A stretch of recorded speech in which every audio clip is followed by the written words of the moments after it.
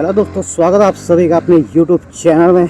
तो दोस्तों, सुबह सुबह का टाइम है तो थोड़ा यहाँ पर ठंड सी लग रही है, तो इसलिए मैंने ग्लव्स वगैरह जैकेट वगैरह डाल ली हुई है। तो फिलहाल मैं जा रहा हूँ स्कूल। तो मैं निकल रहा हूँ अपनी गली से। यहाँ से कुत्ते से थोड़ा सा सावधान रहना होगा, ये पीछे से अटैक कर देता है। तो दोस्तों, आज का जो ब्लॉग शूट कर रहा हूँ मैं कर रहा हूँ अपनी नई पल्सर NS 125 पर।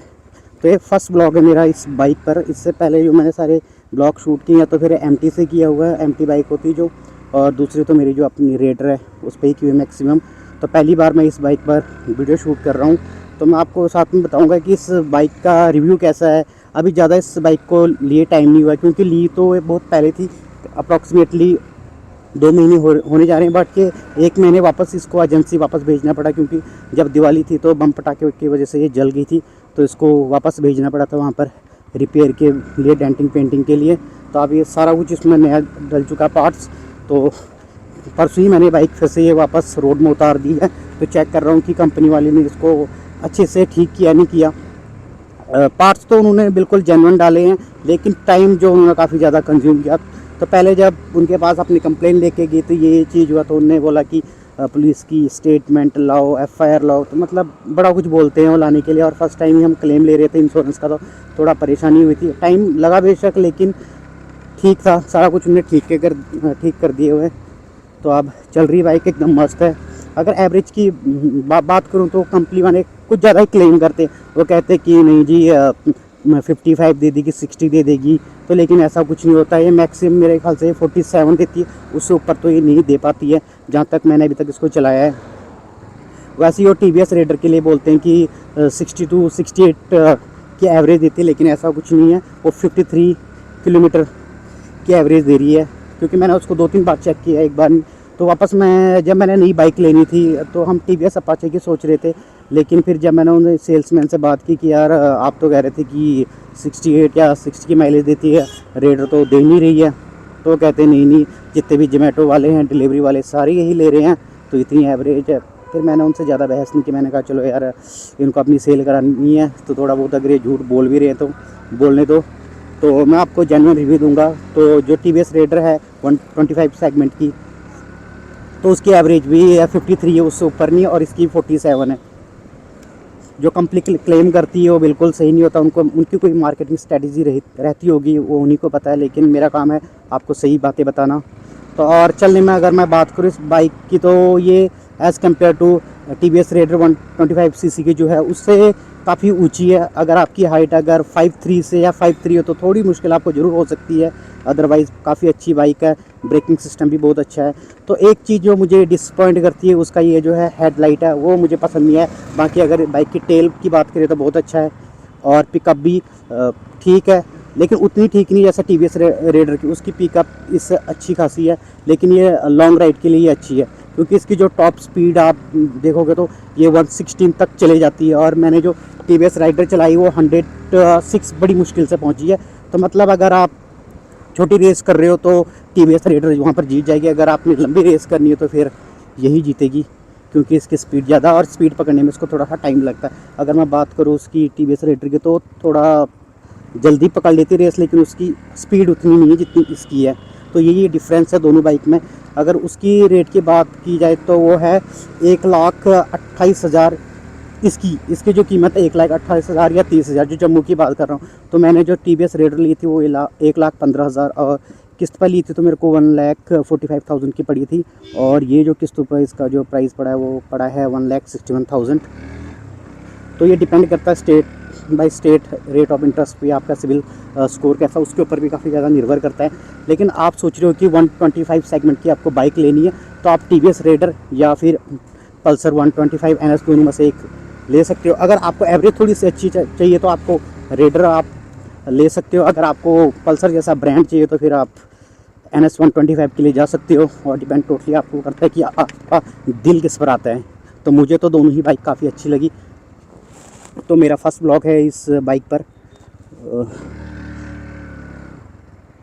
तो और एक जो मेजर डिफरेंस है रेडर और पल्सर NS 125, उसमें कि इसमें किल स्विच दिया गया है, उसमें किल स्विच नहीं है, उसमें मोड्स दिए गए हैं। आपको इको पर चलानी है, फिर हाई स्पीड पर चलानी है। अगर आप किसी नेशनल हाईवेज पर या खुली रोड पर चला रहे हो तो आपको फिर आप पावर मोड ऑन करके चला सकते हो। अगर आप ऐसी गलियों में, जैसे जिस गलियों में फ़िलहाल मैं चल रहा हूँ, तो आपको इसलिए इको मोड दिया गया है। तो उनका मानना ये है कि इको मोड में जो फ्यूल कम कंज्यूम करती है बाइक, तो मुझे ऐसा कुछ लगा नहीं, लेकिन होगा कुछ फीचर तभी जाकर वो दिया गया है। मुझे उसके बारे में इतना आइडिया नहीं है, तो जैसे ही मुझे कुछ आइडिया लगता तो मैं उसके ऊपर भी एक वीडियो ज़रूर डाल दूंगा कि इसका जेन्युइनली ये दिया गया है कि या फिर जस्ट एक फ़ीचर के नाम पर कुछ भी चेप दिया गया हुआ है।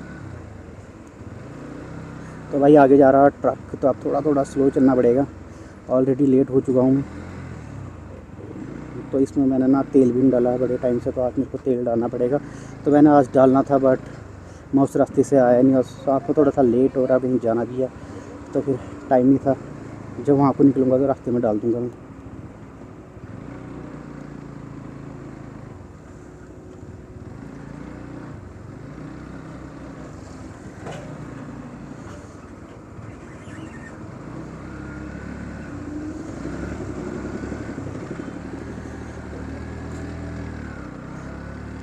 मोबाइल से शूट कर रहा हूँ तो फिर ज़्यादा इतनी स्पीड में बाइक में चला नहीं सकता हूँ, क्योंकि जो बेस है ना फ़ोन का काफ़ी बड़ा है, तो हवा की वजह से ना थोड़ा सा प्रेशर सा जनरेट हो जाता है हेलमेट के ऊपर। तो हेलमेट यहाँ वहाँ उड़ने लगती है, तो स्ट्रिप भी इतनी टाइट तो है नहीं, तो अगर टाइट भी कर लूँगा फिर भी प्रॉब्लम हो जाएगी, इसलिए तो मैं ज़्यादा स्पीड चलाता ही नहीं हूँ। 50 60 70 में भी चला लेता हूँ, लेकिन ये रोड नहीं है कि उस लेवल की मैं चला पाऊँ। तो अभी भी थोड़ा सा परेशानी हो रही है, बार बार जो है माउंट हिल रहा है, तो वज़न थोड़ा सा iPhone 14 का है, तो उसकी वजह से थोड़ा सा दिक्कत हो जाती है शूट करने पे। तो फ़िलहाल मैं पहुंच चुका हूँ छन्नी। इधर से मेरे को 10 मिनट नहीं, 10 मिनट तो बहुत ज़्यादा है, इधर से मेरे को 4 या 5 हाथ मिनट लगने हैं, तो मैं पहुंच जाऊँगा अपना स्कूल। तो उसके बाद मुझे निकलना है कहीं और को। तो भाई इसका साउंड भी आप चेक कर सकते हो, बहुत ही मस्त है। और ब्रेकिंग सिस्टम तो यार बहुत अच्छा है, देखो बिल्कुल कंट्रोल है, ये देखिए इतना स्मूथ है कि पता ही नहीं चल रहा कि ब्रेक लग भी रही है नहीं।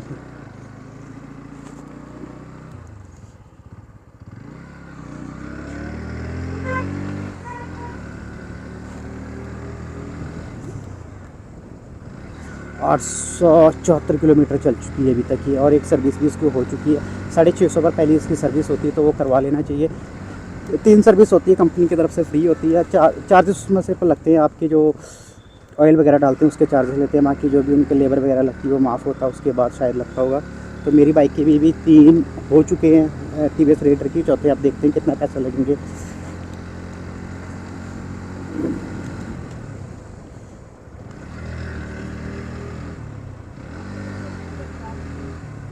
तो ये मेरे स्कूल के बच्चे थे। ओहो भाई, बाइक के अंदर वाइज़र बंद किया हुआ मैंने, जैसे मैं ज़ोर से सांसें ले रहा हूँ तो पूरा सा धुआं सा हो जा रहा है बाइक के अंदर। तो थोड़ा सा अगर मैं खुला रखूँगा तो मेरी आवाज़ आपको क्लियर नहीं आ पाएगी, इसलिए मैंने बंद रखा हुआ है ये।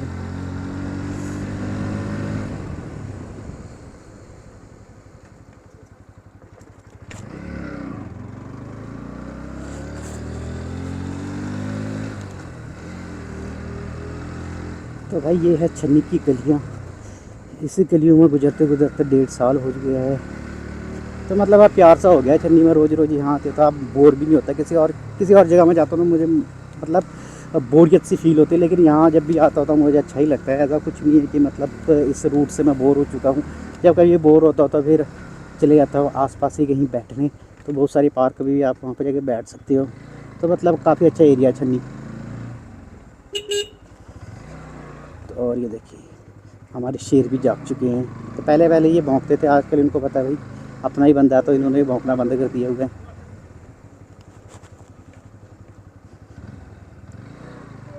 तो दोस्तों मेरा स्कूल आ चुका है। अब मुझे पहले खुद से जाके गेट खोलना पड़ेगा। गेट खुला हुआ है कि नहीं खुला, अगर ज़्यादा खुला होगा तो चले जाएगी बाइक, कम खुला होगा तो लेट्स ट्राई, जाती कि नहीं चले तो जाएगी, मेरे को ऐसा लग रहा है। पहले मैं गियर इसको शिफ्ट कर लूँ, सर डाउन कर लूँ, पहले गियर पर डाल लेता हूँ।